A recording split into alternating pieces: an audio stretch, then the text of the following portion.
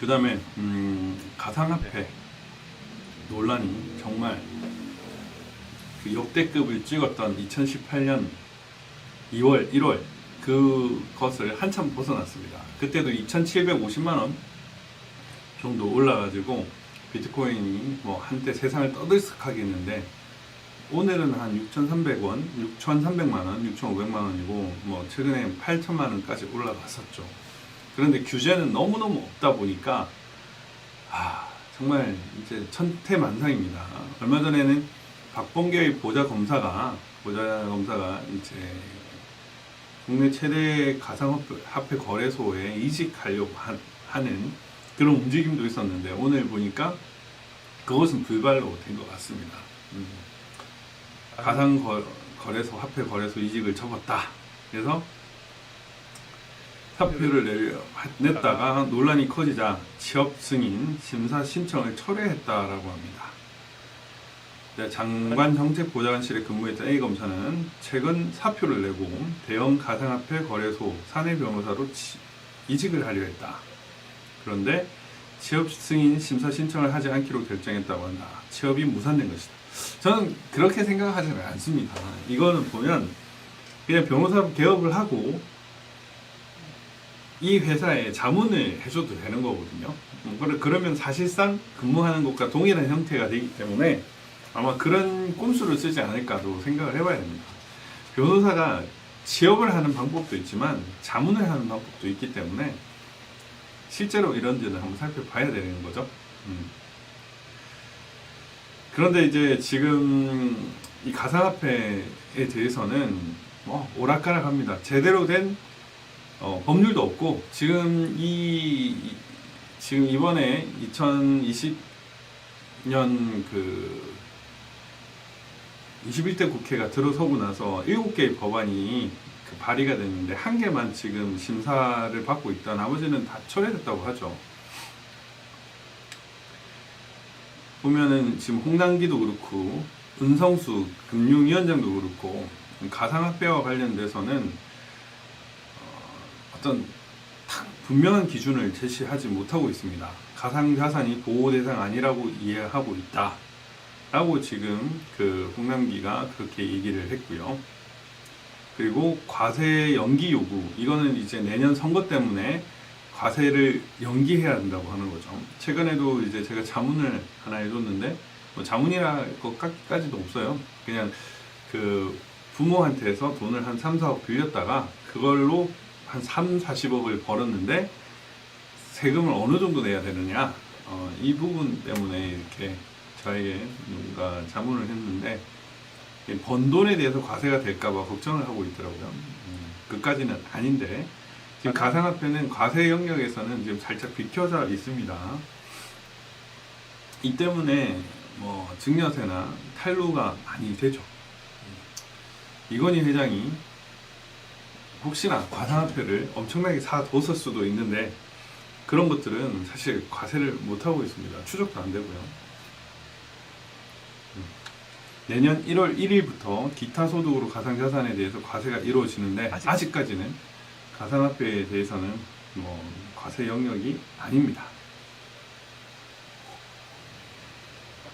필요하긴 하죠. 근데 정부에서는 과세 영역에는 보섭을 시켰지만 투자 상품이나 보호 영역으로 금융자산으로 인정하는 것은 어려워하고 있습니다.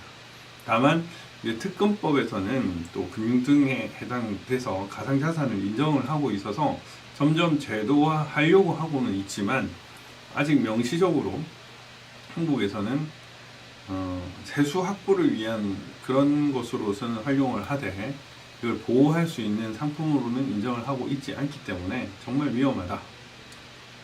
그리고 하도 사건 사고가 많아가지고요. 제가 이제 가상화폐 거래소가 강남경찰서에 돈 먹였다는 얘기를 오늘 말씀드렸잖아요. 그것 때문에 이제 고발할 거라는 얘기도 했지만 이 가상화폐 거래소가 정말 나쁜 게 뭐냐면 어떤 특정 페이퍼 컴퍼니를 몇 개를 만들어요. 몇 개를 만들어가지고 거기서 코인을 발행을 하는 겁니다. 자본금이 뭐 100만원짜리도 있고 500만원짜리도 있고 뭐 1000만원짜리, 5천만원짜리도 있는데 코인 발행해서 한 수십억, 수천억을 끌어들여요. 그래서 사람들은 피해를 보고 하는 겁니다. 근데 가상화폐 거래소랑 짜고 쳐가지고 상장이 되게끔 하고 수십 명, 수천 명한테서 돈을 받아가지고 그 돈으로 자기 배를 불리고 확 맞춰버리는 이런 일을 너무너무 비일비재하게 많이 하고 있는데 저는 이런 걸 보다 보니까 투자를 못하겠네요. 도대체 사기다 이런 생각이 들어가지고 못했는데 그게 좀 후회스럽긴 합니다. 누구보다도 많은 접근성을 가지고 있었는데 그걸 못해가지고 좀 그래요. 그래서 가상화폐 거래소 폐쇄 정부 엄포 이게 이제 9월 달부터 폐쇄될 수 있다라고 이제 은성수 금융위원장이 얘기를 했는데, 왜냐하면은 그 9월부터 이제 특근법과 관련돼서 ISMS라든지 이제 각종 요건이 있습니다. 자격 요건을 요구를 하고 있어서 그걸 충족하지 못하는 거래소의 경우에는 시장에서 퇴출될 수 있다라는 그런 경고를 한 거죠. 경고를 한 건데, 이제 그렇게 되면 엄청나게 많은 사람들이 피해를 볼 수 있어서 걱정을 하고 있는 거죠. 특히나 이제 집권 여당이 거기에 대한 독박을 쓸까봐 여기에 대한 세금이나 이런 것들 어떻게 해야 되는가 좀 걱정을 하고 있는 것 같아요. 그렇지만 이걸 알면 알수록 제도권으로 참 넣기도 어렵고, 이게 정말 보호받아야 할 상품인가에 대해서 정말 확신할 수가 없습니다.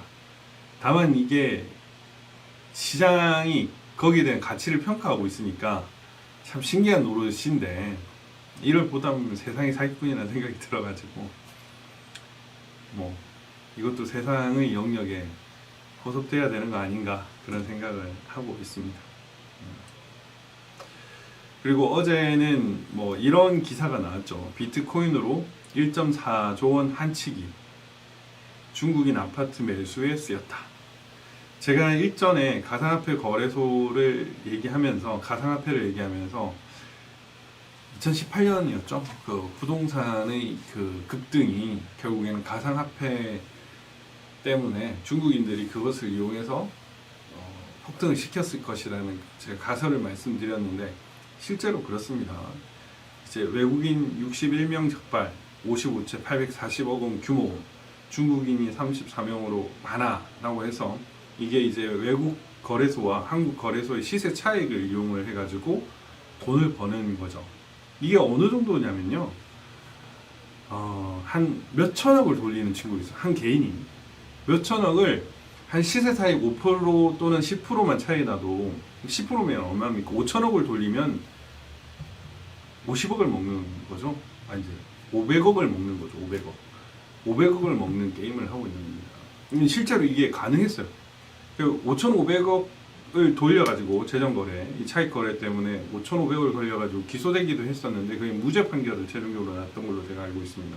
그만큼 이 가상화폐를 이용한 그 외국인들의 장난이 너무 심하다. 그리고 한국의 부동산이나 이런 걸 취득하는 과정에서 가상화폐가 너무 많이 쓰인다. 이런 일들이 너무너무 많았습니다. 너무너무 많아가지고 이 2018년 기사인데 다를 바가 없어요. 불법 외환 거래가 횡행한다는 소문은 작년 하반기부터 끊이지 않았다. 2017년, 16년에도 쓰이고 있었습니다. 일부 투자자가 김치 프리미엄이 있는 점을 악용해서 한국에서 돈을 빼돌려 해외에 싼 가상화폐를 산 뒤 한국에서 이를 매각해서 차익을 보는 원정 투기 과정에서 외국판 거래법 위반 사례가 비일비재하다는 것이다.